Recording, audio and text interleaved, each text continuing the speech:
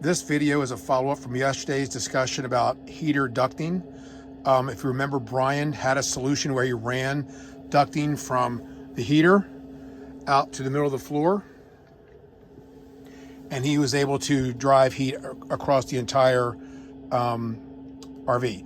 So I attempted the same thing. What I found in using my IR light, my IR thermometer rather, is that air coming out of the heater is at about 180 to 185 degrees. So very, very hot. The reason that's important is because some plastics melt. And so here's what I did. And then I did contact Autoterm in the UK, who were sending me a response. And they sell Autoterm S-Bar and Planar, I believe. So here's what I did, and we just tried it and it worked. So I use this irregular PVC coupling. I want to show you this, what's important. So in their response, I just built this, kind of jerry-rigged it from being on the road, because I am on the road. Their response was this hole had to be 60 millimeters wide so you wouldn't restrict the air coming out. The good news is this is 3 inches. This is just a regular Rhino hose, and it was 3 inches.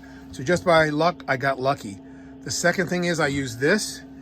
So I knew I want to get above 180 degrees. This is PVC plastic, and this melts per Wikipedia. I went to at 250.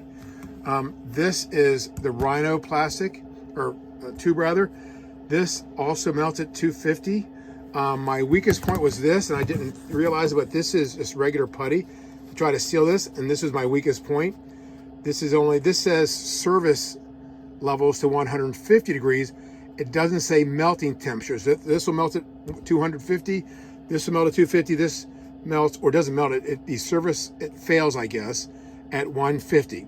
So what I did was I went ahead and hooked up. You can see I used some Velcro. Frankly, the only thing that failed was the Velcro. I tried to use just to plug it in. So I put that into the Autoterm below, so just like everyone does. Ran the tube out to here. And then took my IR light, or thermometer rather, and tested. So here's what I found. The whole time I kept shooting the gun at this point. This never got above 100, good. This tube here got to 120, good. That means it did not get to 180, but it did get soft. This putty did get soft. This tube at the highest point was right about here. It got to about 140, still 40 degrees lower than 180. And at the very end, it was coming out over here at 76 degrees, perfect. So my thesis was that because the air was coming out at 180, that unless I constrict it here, it would never get above 180 because there's nothing to hold the heat in. It's going through the tube. And I'm certainly not an engineer, but my process did work. Now I did, as I said, I did call, I did Facebook Autoterm in the UK, and they sent me this great response. So a couple things. Number one is this is, I'm going to take a long shot at this. This was his answer. And that's exactly what they wanted, this 60 millimeter ducting.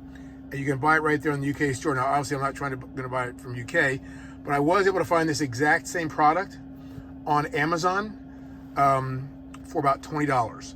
And so it's not made by Autoterm, but it says it fits S-Bar, Autoterm, and Planar like ours do.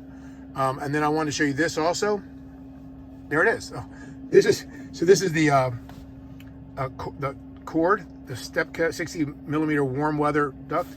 And this is the piece that I need to purchase that Brian already had that plugs into the ducting, so we don't have to use this putty. And then I want to have one more thing I want to show you. This is Autoterm US. I tried calling them today. They were closed. Today's Saturday. But I'm going to try to come on Monday and show them that product to see if they've got something available in the US. So that's it. Hope that helps.